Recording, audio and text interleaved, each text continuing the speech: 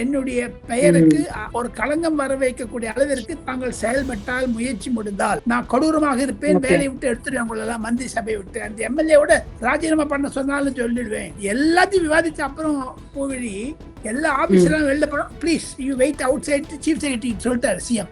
Chief secretary 4-5 ஆபீஸ்லாம் வெளில போயிட்டாங்க. பிடிச்சாரே ஒரு புடி, எல்லாரையும் ஒரு புடி பிடிச்சி நன்னம் கசக்கி விட்டார். உதயநிதி ஸ்டாலின் நினைக்கிறார் முதலமைச்சர் விஜய் அமர்ந்து இருக்கக்கூடிய நாற்காலி சேர் ஏதோ கருணாநிதியுடைய பரம்பரைக்கும் கருணாநிதி குடும்பத்திற்கும் சொந்தமாகத்தான் நினைக்கிறார்கள். ஒரு எரிச்சல், வயத்தெரிச்சல் உதயநிதியுடைய முகத்தில் காண முடிகிறது. அதற்காக any extent they will go to destabilize Vijay. 65 நாள் ஆட்சியில் லஞ்சம் குறைந்து வருகிறது என்று அதை சகிக்க முடியாத எதிர்கட்சியினர் ஏதோ ஒரு சாம்பிராணி போக மாதிரி, ஊதுவத்தி போக மாதிரி போட்டுட்டு இருக்காங்க. ஆனா அது வந்து தீ பத்திக்காதுன்னு என்னுடைய கருத்துங்க. பழனிச்சோ கோவில் இன்னைக்கு நீங்க வந்தது இல்லம்மா, அது பழைய கேசுமா. அது அந்த பழைய கேஸ் சொன்னா கூட சிபிசிஐடிக்கு மாத்தி இருக்காங்க. ரமேஷ் ஓப்பனா சொல்றாரு, எனக்கு அது சம்பந்தம் இல்லைங்கிறாரு. we have to wait and watch. காரணம் என்ன என்று கேட்டால்,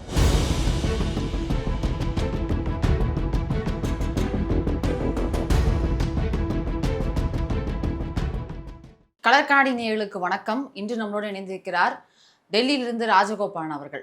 வணக்கம் சார். வணக்கம். நல்லா இருக்கேன், நல்லா இருக்கும். நான் ஒண்ணு சொல்ல போறேன் கலர் கண்ணாடி நேயர்களுக்கு.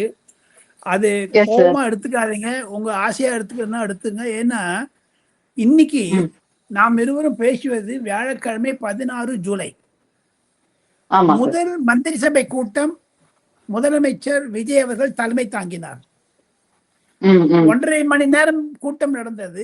ஒரு மந்திரியுடன் நான் பேசினேன். அந்த மந்திரி சொன்ன தகவல்களை நான் தகவல்களை தர ஆசைப்படுகிறேன். காரணம் என்ன என்று கேட்டால், பூவிழி ஜனநாயகன் படம் ரிலீஸ் ஆக மாட்டேன்னு சொல்லி 3 மாசத்துக்கு முன்னாடி தடை போட்டது, நாளைக்கு தடையை நீக்கி நாளைக்கு இப்ப ரிலீஸ் ஆக போகுது, அடுத்த வாரம். சங்கீதா விஷயத்துல கூட கோபப்படாத முதலமைச்சர், சங்கீதா விஷயம் என்பது இயல்பாடாக இருப்பது, வாழ்க்கையில் இருப்பது, இந்த 3 கருத்துக்களை வைத்துக் கொண்டு இன்று முதலமைச்சர் விஜய் அவர்கள் மந்திரியிடம் கூறியது என்ன என்று கேட்டால், என்னை நீங்கள் குத்தி விட்டீர்கள், அனைத்து மந்திரிகளும் சேர்ந்து கொண்டு. நீங்க எல்லாம் ஒன்னும் பணம் வாங்குறீங்கன்னு சொல்லி கேள்விப்படுறேன். இதெல்லாம் என்னது, ஒரு ஒர்க்கரை சஸ்பெண்ட் பண்ணியிருக்கோம். எனக்கு வரக்கூடிய தகவல்கள் எல்லாம் வைத்து பார்த்தா நான் இனிமேல் I will be very ruthless. இதே வார்த்தையை தான் அவர் யூஸ் பண்ணியிருக்காரு. நான் கொடூரமாக இருப்பேன், வேலையை விட்டு எடுத்துருவேன் உங்களெல்லாம், மந்திரி சபையை விட்டு. அந்த எம்எல்ஏவோட ராஜினாமா பண்ண சொன்னாலும் சொல்லிடுவேன். என்னுடைய பெயருக்கு ஒரு களங்கம் வர வைக்கக்கூடிய அளவிற்கு தாங்கள் செயல்பட்டால், முயற்சி முடிந்தால். ஏன்னா 2வது தடவை சொல்றாரு. முதல் கேபினெட் மீட்டிங் சொல்லிட்டாரு. இப்ப எந்த மந்திரி பண்ணல, இருந்தாலும் ஒரு சாதாரண ஒரு கலைக்கழக தலைவர் ஏதோ 1.5 லட்சம் வாங்கிட்டாங்க, வீடியோ வந்தோடனே எடுத்துட்டாங்க. இது பரவலாக கூடாது என்ற ஒரு அச்சத்தில் முதலமைச்சர் இன்று ஒரு இரும்பு கடம் கொண்டு அதை நிறுத்தி இருக்கிறார். இதிலிருந்து ஒன்று தெரிகிறது, முதலமைச்சருக்கு பட்ஜெட்டை பத்தி கண்டிப்பாக விவாதித்தார்கள். தமிழ்நாட்டில் மும்மொழி கொள்கையை பத்தி விவாதித்தார்கள். தவிர இன்று சுப்ரீம் கோர்ட்ல அந்த நவோதயா வித்யாலய பத்தி அதையும் பத்தி விவாதித்தார்கள். நாகரத்னமா என்ற சுப்ரீம் கோர்ட் ஜட்ஜி கேட்டிருக்காங்க, தமிழகத்துல ஏன் நவோதய பள்ளி இல்லை அப்படின்னுட்டு. அதுக்கும் விவாதித்திருக்கார்கள். எல்லாத்தையும் விவாதிச்ச அப்புறம் பூவிழி எல்லா ஆபீஸ்லாம் வெளில போனோம். Please you wait outside chief secretary சொல்லிட்டாரு சிஎம். சீஃப் செக்ரட்டரி 4-5 ஆபீஸ்லாம் வெளில போயிட்டாங்க. பிடிச்சாரே ஒரு புடி, எல்லாரையும் ஒரு புடி பிடிச்சி நன்னம் கசக்கி விட்டார். இது அவருடைய கோபத்தை தாழ்ந்து கரூர் துயரத்துக்கு பிறகு 2வது துயரமாக அவர் எடுத்துக்கொண்டிருக்கிறார். தன் மனதில் ஒரு ஆழமாக பதிந்து விட்ட ஒரு கருப்புள்ளியாகத்தான் அவர் நினைக்கிறார். இனி எந்த மந்திரியும் கேர்லெஸ்ஸா இருந்து எதையான ஒண்ணு பேசிட்டு இருந்தீங்கன்னா, இது தோழமை கட்சிகளுக்கும் ஒரு எச்சரிக்கை. கம்யூனிஸ்ட் கட்சிகள் என்ன சொன்னாலும் சரி, விடுதலை சிறுத்தைகள் என்ன சொன்னாலும் சரி, அந்த தோழமை கட்சிகளுக்கும் எச்சரிச்சிருக்காரு. நீங்க தாவேகா நம்பாதீங்க, நான் கரூரா இருப்பேன், கராரா இருப்பேன், உங்க தோழமை கட்சிகள் உள்பட என்று சொல்லிக்கிறார். காரணம், காங்கிரஸ்காரங்க லூஸ் தாங்க இருக்காங்கம்மா. அவங்க வைகோ சொல்றாரு திருமாவளவனுக்கு நோபல் பிரைஸ் கொடுக்கணும். இதெல்லாம் அன்னெசரி கான்ட்ரவர்சி. இது விஜயைத்தான் பாதிக்கும் என்று டெல்லியில் பலர் கருதுகிறார்கள். சில கருத்தை நான் வெளிப்படையாக இருட்டடிப்பு செய்யாக சொல்லிவிட்டேன். இதை தவறாக எடுத்தாலும் எடுத்துக்கொள்ளலாம். காரணம் என்ன என்று கேட்டால் விஜய்க்கு இந்த விஷயம் தெரிஞ்சுக்கணுங்க. ஆமா சார். அவரு நிறைய விஷயங்களை சொல்லியிருக்காரு, எச்சரிக்கை பண்ணியிருக்காரு சார். நான் ஜெனரலா கேட்கிறேன், கேபினட் மினிஸ்டர்ஸ் எல்லாம் முதல்முறை மந்திரிகள், செங்கோட்டையன் அவர்களை தவிர்த்து மத்தவங்க எல்லாருமே முதல்முறை மினிஸ்டர்கள். ஒருவேளை அவங்க செயல்பாடுகள் முதலமைச்சருக்கு பிடிக்காம போய், அதாவது நான் லஞ்சம் வாங்குறத பத்தி கேட்கல, ஒருவேளை அவங்க மக்கள் பணியில அவ்வளவா ஈடுபாடா இல்ல அப்படின்ற மாதிரி விஷயங்கள் அவருக்கு தெரிய வந்தா, இந்த ப்ரொபகேஷன் பீரியட்னு ஒண்ணு சொல்லுவாங்க இல்லையா மத்தவங்களுக்கு எல்லாம், அந்த மாதிரி மினிஸ்டர்ஸ்க்கு இருந்து ஒருவேளை மினிஸ்டர்ஸ் மாத்துறதுக்கான வாய்ப்புகள்லாம் இருக்குமா? இல்ல அது மாதிரி பண்ண மாட்டாங்க. உடனே பட்ஜெட் செஷன் அனௌன்ஸ் பண்ண போறாங்க. அதாவது சபாநாயகர் மூலமாக ஆளுநருக்கு பட்ஜெட் குறிப்பு தேதி விட்டுவார்கள். அவ்வளவு ஈஸியா செய்ய முட்டா செஞ்சா அவருக்கு தான் கஷ்டமாகுமா. லஞ்சம் வாங்குறான்னு நினைச்சுக்கோ, அந்த மாதிரிலாம் செய்ய மாட்டாரு. அந்த மாதிரி எடுத்து கவுத்தன் பண்ண மாட்டாரு. ஏன் என்று கேட்டால் விஜய் அவர்களை தனி முதலமைச்சர் என்ற பார்வையை தவிர தனிப்பட்ட மனிதன் என்ற பார்வையை பார்த்தா நிதானமானவர், அவசரப்பட மாட்டாரு. வள்ளு சைலண்ட். அவங்க அம்மா 2-3 இன்டர்வியூல சொல்லியிருக்காங்க, நான் பார்த்தேன், தினத்தந்தி இன்டர்வியூ மட்டும் அவங்க அப்பா பேசியதை பார்த்திருக்கேன். கடந்த 2 வருடங்களாக கூர்மையாக கவனித்து வரக்கூடிய நான், விஜய் அந்த இடத்துக்கு போக மாட்டார். இருந்தாலும் தோழமை கட்சிகள் மூலமாக வரக்கூடிய ஒரு அழுத்தங்களை எல்லாம் அவர் உணர்கிறார், வெயிட் பண்ணுவாரு, பார்த்துட்டு இருப்பார். அதை தவிர இன்னொன்னு, கலர் கண்ணாடி நேயர்களுக்கு எதையும் சொல்ல வேண்டும். இன்று மந்திரி சபை மீட்டிங்ல சீஃப் மினிஸ்டர் சொல்லியிருக்காரு, அந்த கீர்த்தனா வெளிநாட்டு போகும்போது இந்தியன் ஃபாரின் சர்வீஸ் ஆஃபீஸர்ஸ் கிட்டக்கெல்லாம் அதிகமாக பேசுகிறாங்க என்ற ஒரு ஃபீட்பேக் வந்துருக்குது சீஃப் மினிஸ்டருக்கு.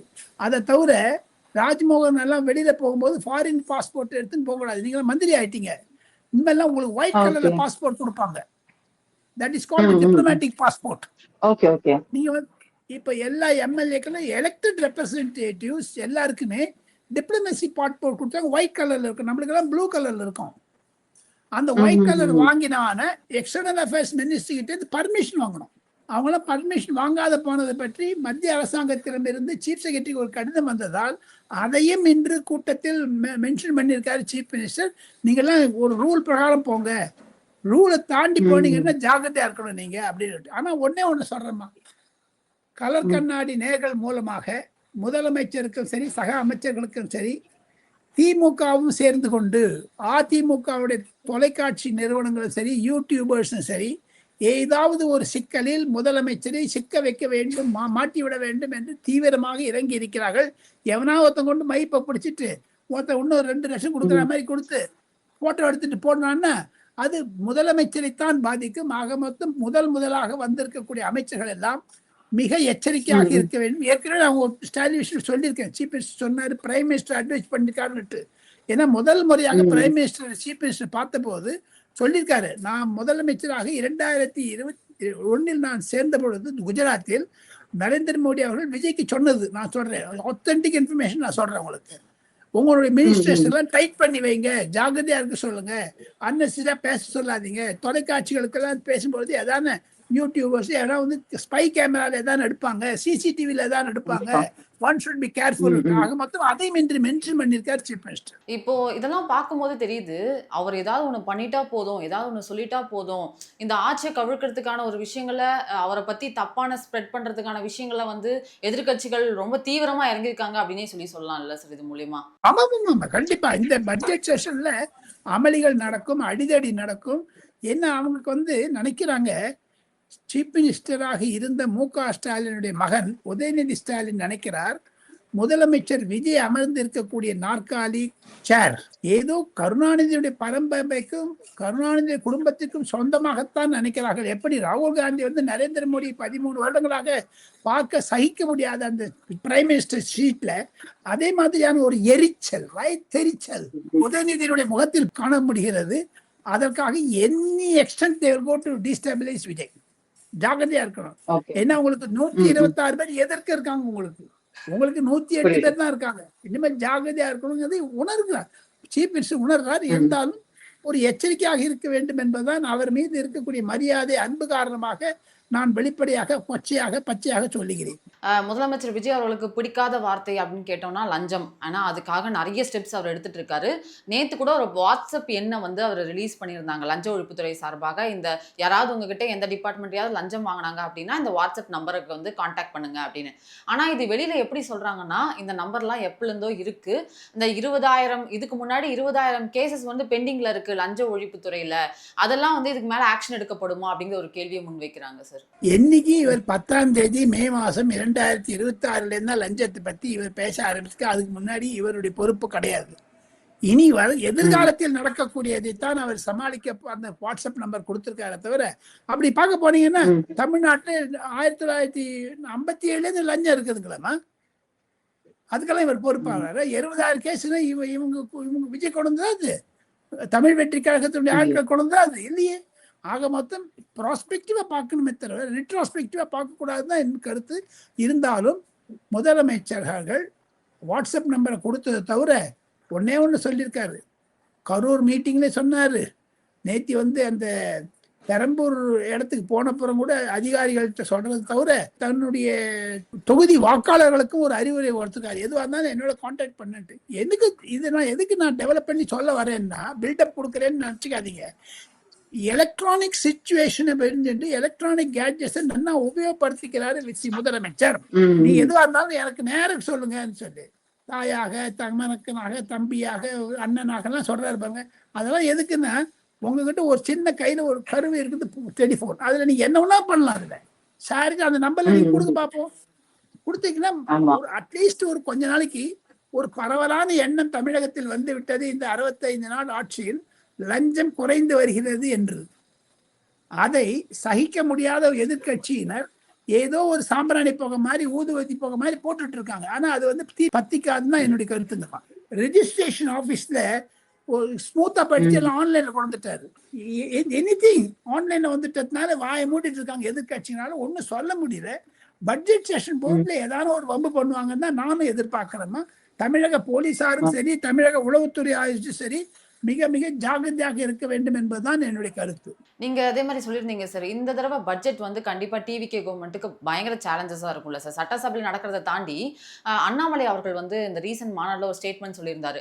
இந்த ஒரு வருஷத்துல வந்து 85,000 கோடி, அதுக்கு அடுத்து 85,000 கோடி இந்த மாதிரி கடன் வாங்குவாங்க. ஸோ டிவிகே கவர்மெண்ட் பாதி கம்ப்ளீட் பண்ணும் போதே கிட்டத்தட்ட 15 லட்சம் கோடி வந்து கடன் வாங்கியிருப்பாங்க அப்படிங்கிற மாதிரி ஸ்டேட்மெண்ட் சொல்றாரு. இது பயங்கர சேலஞ்சிங்கா இருக்கும்ல சார் டிவிகேக்கு? ஒரு ஜீரோல ஆரம்பிக்கிறார் அவர். அதனால சில பிரச்சனைகளை எதிர்நோக்க கூடும். இருந்தாலும் சில முக்கியமான அதிகாரிகளை வைத்துக் கொண்டும் அதையும் தவிர மத்திய நிதியமைச்சர் நிர்மலா சீதாராமனை விஜய் அவர்கள் முதலமைச்சர் பார்க்கும் பொழுது எங்கிட்ட மேடமே சொன்னாங்கம்மா, அவர் ரொம்ப ஜென்டிலா இருக்காரு, he's concerned about the state. நான் ஒரு நாள் பார்க்கும்பொழுது ஓப்பனா சொன்னாங்க, ரொம்ப மரியாதையா இருந்தாரு, ரொம்ப விஷயம் புரிஞ்சதா இருக்காரு, டீப் நாலேஜ் இருக்குது எல்லாம் சொல்லிட்டு நானும் சொல்லியிருக்கேன். Any circumstances reserve bank of இந்தியாவில் உங்களுக்கு கடன் கொடுப்பாங்க ஓவர் டிராஃப்ட். நம்ம எல்லாம் பேங்க்ல போய் ஓவர் டிராஃப்ட் வாங்குற பாருங்க ஏதாவது தொழில். அதே மாதிரி அரசாங்கத்துக்கு கூட ரிசர்வ் பேங்க் ஆஃப் இந்தியா மத்திய அரசாங்கத்துடைய அனுமதியுடன் கூட இது ரொம்ப நாளா வந்திருக்குது. நான் சொன்னேன், புதுசு சொல்லலை. அந்த மாதிரி ஓவர் டிராஃப்ட் வாங்கும் பொழுது மிக ஜாகிரதையா இருங்கன்னு சீஃப் மினிஸ்டருக்கு மத்திய நிதி அமைச்சர் அறிவுரை கொடுத்திருக்காங்க. அண்ணாமலை சொல்வது போன்று 15 லட்சம் கோடி 20 லட்சம் கோடி என்று ஒரு மிகைப்படுத்தி சொல்லுகிறாரோ என்ற எண்ணம் எனக்கு இருக்கிறது. இருந்தாலும் விஜய் அவர்கள் எச்சரிக்கையாக இருப்பார். காரணம் என்னன்னு கேட்டால் அதற்கு பின்னாடி ஆபீசர்ஸ் இருக்காங்க. அதையும் தவிர தமிழகம் முன்னேற்றம் அடைய வேண்டும் என்ற எண்ணத்தில் விஜய் அவர்களும் நரேந்திர மோடி அவர்களும் நிர்மலா சீதாராமனும் ஒரே லெவல்ல இருக்கிறதுனால, ஒரே லைன் ஆஃப் அப்ரோச்சில் இருக்கிறதுனால கண்டிப்பாக மத்திய அரசாங்கம் தமிழகத்திற்கு ஒரு எதிர்வினையை கொண்டு வராது என்பதுதான் விஜய் நம்புகிறார். அதே மாதிரி ஆபரேஷன் டூஃபான் அப்படிங்கிற ஒரு விஷயம் வந்து மத்திய அமைச்சர் ரமேஷ் சென்னிதலா வந்து எடுத்துட்டு வந்து விஜய் அவர்கள்ட்ட பேசினதா நம்ம ஒரு நியூஸ் பார்த்தோம் நேற்று. இதுக்கு விஜய் அவர்கள்ட்ட இருந்து ஒரு நல்ல ரெஸ்பான்ஸ் வந்திருக்கு அப்படின்னு அவர் சொல்லியிருக்காரு. இந்த எல்லைகள்ல இருந்து, அதாவது தமிழக கேரளா எல்லைக்குள்ள இருந்து போதைப் பொருள்களை கண்ட்ரோலா கொண்டு வரணும் அப்படிங்கிறது தான் வந்து அந்த ஆபரேஷன் டூஃபானோட விஷயமா பாக்குறாங்க. இது எப்படி பாக்குறீங்க சார்? இது மாநிலத்துக்கு மாநிலம் இருக்கக்கூடிய பிரச்சனைகள் பல இருக்கின்றன, ஒன்றல்ல இரண்டல்ல. இன்று மிக மிக முக்கியமான ஒரு செய்தியை நான் சொல்ல ஆசைப்படுகிறேன் கலர் கண்ணாடி நேயர்களுக்கு. கேரளாவினுடைய உள்துறை அமைச்சர் ரமேஷ் சென்னித்தலா அவர்கள் நேற்று முதலமைச்சரை பார்க்கும் பொழுது பிரவீன் சக்கரவர்த்தி கூட இருந்தார். ராகுல் காந்தியுடைய அறிவுரையின் பெயரில் தான் ரமேஷ் சென்னித்தலா சென்னை வந்திருந்து முதலமைச்சருடன் பேசியிருக்கிறார். போதைப் பொருள் விஷயத்தை எல்லாம் காங்கிரஸ் கட்சியுடன் சேர்ந்து கொண்டு ராகுல் காந்தியும் சேர்ந்து கொண்டு அதை குறைக்க வேண்டும் என்ற எண்ணத்தில் இருக்கிறார்கள். இன்னும் சொல்ல போனீங்கன்னா Vijay has also agree to go to Kerala, பிரச்சாரம் பண்ண போறேன்னு சொல்லியிருக்காங்க. உங்களுக்கு ஞாபகம் இருக்கும்னு நினைக்கிறேன். ஏன்னா நேற்று அவர் கன்ஃபார்ம் பண்ணியிருக்காரு இவரும் போதைப் பொருளை கண்ட்ரோல் பண்ண வேண்டும் என்று நினைக்கிறார்கள். அதையும் தவிர இப்ப சென்ட்ரல் கவர்மெண்ட்னுடைய ஆக்ஷனும் தேவைப்படும். அடுத்த வாரம் சென்னைக்கு அமித்ஷா வரும்போது தமிழகத்தில் இந்த போதைப் பொருளை பற்றி பேச இருக்கிறார்கள். அவர் புதுச்சேரி போக இருக்கிறார். அப்பொழுது கண்டிப்பாக உயர் அதிகாரிகளுடன் தமிழகத்தினுடைய போதைப் பொருளை பற்றி பேசுவார்கள்.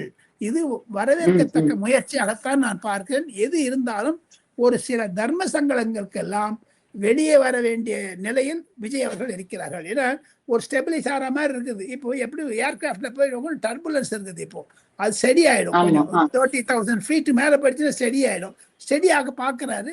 கூடிய விரைவில் ஸ்டெடி ஆயிடும் என்று தான் நானும் நம்புகிறேன். ஏன்னா பொருளாதார பிரச்சனை, அரசியல் பிரச்சனை, சட்டசபை பிரச்சனை, இதுக்கு நடுவில் ஆவண கொலைகள், இது நிறைய இருக்குது. அதெல்லாம் so everyone has to understand and tackle இட்னா என்னுடைய கருத்து பூர்வழி. அதே மாதிரி அண்ணாமலை அவர்கள் சண்டே வீத லீடர்ஸ் இயக்கத்தோட முதல் மாநாடு ஒன்று பண்ணியிருந்தாங்க. அதில் நம்ம நிறைய விஷயங்கள் அதில் அவர் சொல்லியிருந்தாரு. முக்கியமாக டிவிகே கவர்மெண்ட்டை அவர் வெல்கமிங்காக தான் பேசியிருக்காரு.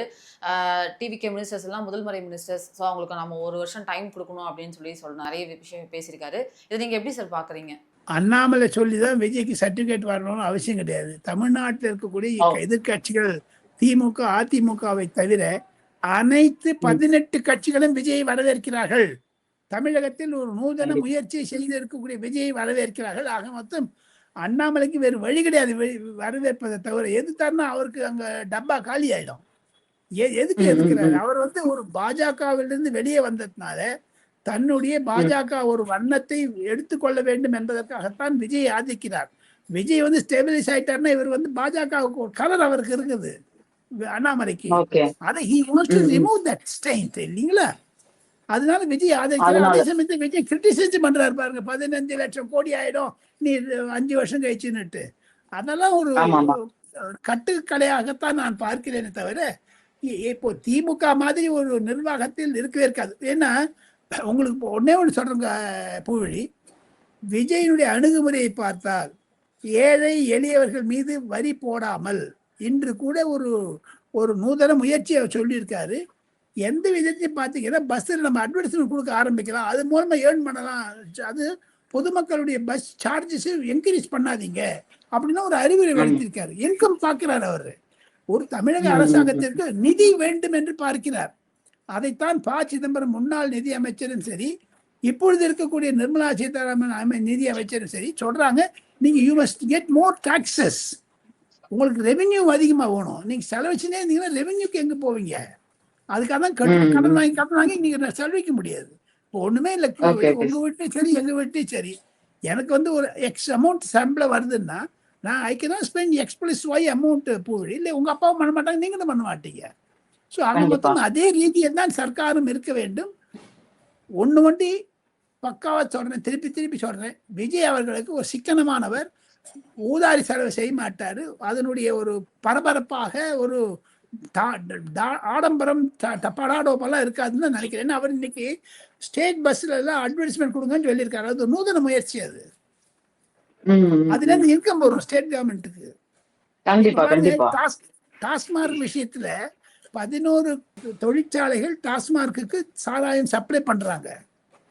அந்த சப்ளை பண்றதுல 8 பேர் திமுக இருக்காங்க, 6 பேர் அதிமுக இருக்காங்க. அவர் சொல்லிட்டு அதான் விட்டுரு, அரசாங்கத்துக்கு நேர பணத்தை பண்ணி அரசாங்கம் பண்ணுன்ட்டு பிரைவேடைஸ் பண்ணாங்கன்னு சரி. டிஎம்கே எல்லாம் எடுத்து அதுவும் வருமானம் வருவாங்க. இந்த 10 ரூபா பாலாஜி பாடினத்துக்கு ஈக்குவலா அந்த 10 ரூபா இங்க கவர்மெண்ட்டுக்கு ரெவென்யூ ஆச்சுங்களா? அது அதே மாதிரி லாக் அப் டெத் அப்படிங்கிற ஒரு விஷயம் எந்த ஆட்சி மாறினாலும் அதுவும் மாறல அப்படின்னு தான் சொல்லணும். ஏன்னா திமுக ஆட்சியில் ஒன்று, அதிமுக ஆட்சியில் ஒன்று, தாவேக ஆட்சியில் முதல் முறையா ஒரு லாக் அப் டெத் நடந்திருக்கு. ஆனா அதை பத்தி விஜய் அவர்கள் எதுவுமே பேசல அப்படின்ற ஒரு விமர்சனத்தை வைக்கிறாங்க.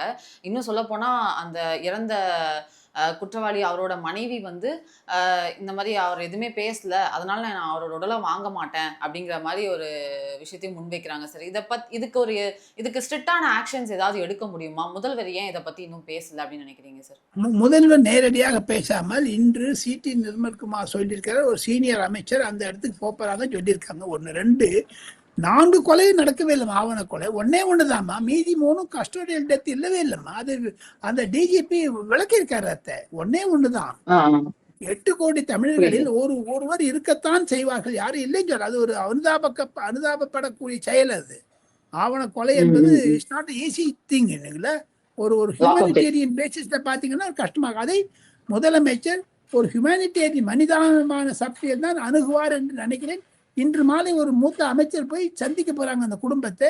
அதற்கான ஒரு எப்படி ஒன்னே ஒண்ணுங்க, இவர் முதலமைச்சராக இருக்கட்டும், முதலமைச்சராக இல்ல இருக்கட்டுங்க, அங்க கரூர் சம்பவம் முடிஞ்ச உடனே ஒரு 10 நாளைக்குள்ள 20 லட்சம் ஒவ்வொருத்தருக்கு கொடுத்தாருமா. குடும்பத்தை நினைச்சு நீ இப்ப வேலை கொடுக்கறாரு. ஆக மொத்தம் அவருக்கு ஒரு மனிதாபமான இருப்பதனால தான் ஒரு முதலமைச்சர் தன்னுடைய சீனியர் அமைச்சரை டெப்யூட் பண்ணி அந்த ஆவணக்கொடை நடந்த மனைவியுடன் அவர் பேச இருக்கிறார்கள். போன்லயே பேச போறாரு நான் கேள்விப்பட்டேன். அந்த அமைச்சர் போன போது கண்டிப்பாக அதனுடைய துயரங்களை அவர் பகிர்ந்து கொள்வார் முதலமைச்சர். அதே மாதிரி மினிஸ்டர் ரமேஷ் அவர் மேல ஒரு குற்றச்சாட்டு வச்சாங்க சார், நீங்க பார்த்திருப்பீங்க கண்டிப்பா. பழனி அடிவாரத்துல கிட்டத்தட்ட 100 கோடி மதிப்பில் இருக்க நிலத்தை வந்து அவரோட உறவினருக்கு வந்து மாற்றி அமைச்சிட்டாங்க. அதுக்கு அவர் பத்திரப்பதிவை கேன்சல் பண்ணியிருக்காரு. அந்த விஷயங்கள் சிபிசிஐடியில மாற்றப்பட்டிருக்கு. மினிஸ்டர்ஸ் எல்லாமே டார்கெட் பண்றாங்க அப்படின்னு சொல்லலாமா சார் டிஎம்கே சைட்ல இருந்து? ஆமாம், பணத்தான் செய்வாங்க அவங்க. ஏன்னா அவங்களுக்கு அந்த ஆட்சி மனது சேகர் பாபுக்கு சொல்லித்தரத்துக்கு திமுக அதிகாரிகள் இன்னும் அந்தந்த கோவில்களில் அறங்காவலர்களாக இருக்கிறார்கள். ரமேஷ் பண்ண பெரிய தப்பு, முதலமைச்சர் பண்ண தப்பு என்னன்னா எல்லா ட்ரஸ்டையும் சாக் பண்ணிட்டு புது ஆளை போட்டிருக்கணும். அவரு அன்பயாசா இருக்கக்கூடிய ஒரு நடுத்தரமான ஆளுங்களை போட்டுக்கணும். ஏன்னா இந்த பழனி கோவில்ங்கிறது இன்னைக்கு வந்தது இல்லைம்மா. அது பழைய கேஸுமா. அது அந்த பழைய கேஸ் சொன்னா கூட சிபிசிஐடிக்கு மாத்தி இருக்காங்க.